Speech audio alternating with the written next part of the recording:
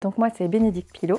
Je dirige le cabinet Lukea. On est spécialisé en pédagogie, on fait du conseil et de la formation pour des formateurs. Je travaillais assez longtemps à vendre des formations où je voyais les gens arriver avec pas forcément l'envie de venir là, qui ne savaient pas pourquoi. Et donc du coup, l'idée c'était plutôt de créer une structure dans laquelle on allait accompagner les formateurs, les organismes, à travailler sur des points qui permettent aussi de mieux engager, de mieux accompagner. Si je devais résumer la formation de formateur, on a en fait une spécialité autour de tout ce qui va être pratique sur de la pédagogie active. On travaille sur la ludopédagogie, on travaille sur des techniques d'intelligence collective, comment introduire ça en formation. On accompagne aussi sur tout ce qui est design de formation, donc comment concevoir une formation de manière agile et sur toutes les questions de modalité et d'engagement. Moi, c'est un peu comme en cuisine, j'aime pas suivre les recettes toutes faites, donc en fait je vais piocher partout et on met tout dans une sorte de shaker et on mélange plein de choses. Donc on va beaucoup piocher dans les techniques de créativité, on pioche aussi dans tous les outils d'intelligence collective, dans la ludopédagogie et on aime bien finalement composer avec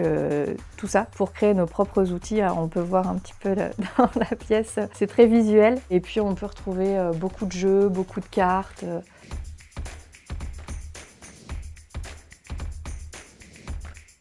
C'est drôle parce qu'en fait, je ressens pas forcément comme une pression ou une exigence, c'est-à-dire que on a passé pas mal de temps à comprendre ce qui était écrit, dans quelle mesure ça rejoignait ce qu'on faisait, et juste voir effectivement s'il y a un écart ou pas et comment on le corrige. Dans la mesure où j'ai un tempérament, ou si on m'impose quelque chose, je vais pas y aller, tout l'enjeu était plutôt de se dire ok, ça va être chouette de le faire et ça va nous apporter.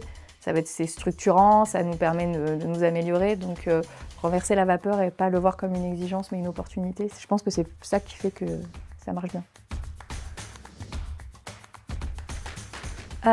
Parce que c'est local déjà, et ça avait son importance. On essaye de favoriser des acteurs locaux de manière générale, soit nos partenaires ou même nos clients.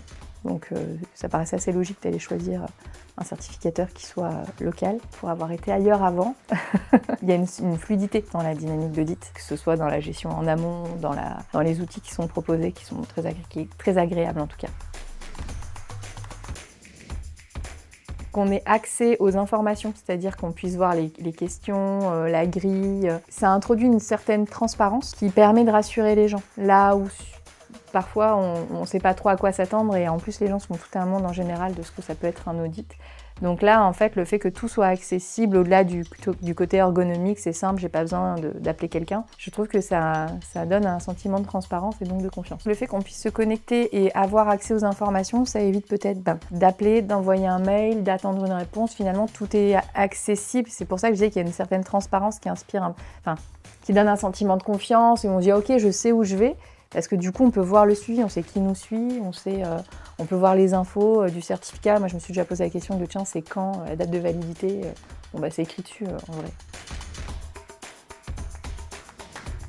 Moi, j'ai travaillé sur d'autres référentiels qualité avant. C'est des référentiels où on te dit, pour la question 1, la réponse c'est comme ça, t'as pas le choix, c'est comme ça. Donc, tu produis ce qu'on te demande.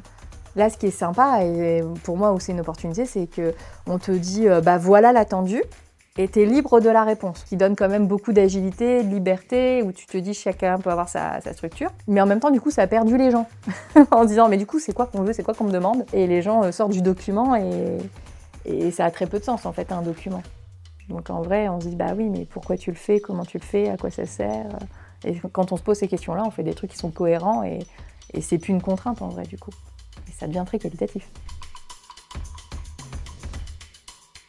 Analyse, amélioration continue, tous les indicateurs qui amènent à analyser ce qu'on fait et à se remettre en question. C'est quelque chose de très intégré et qu'on pratique. J'ai intégré une collègue il n'y a pas très longtemps qui ne connaissait pas du tout. Je lui ai demandé de m'aider à le faire pour cette année, on analyse les stats et tout. Et bon, sur le coup, je lui ai pas fait rêver, où elle s'est dit mon Dieu, ça va être terrible. Et elle-même, à la fin, elle est venue me voir en disant en fait, c'est super intéressant quand même de faire tout ça, de voir les retours, ça permet de prendre conscience de ce qui va vraiment très très bien, en plus, qui est génial et qu'on voit même plus des fois, ce qui pourrait être amélioré, et puis du coup ça met vraiment une dynamique continue dans la structure, ça t'oblige à avancer tout le temps en vrai.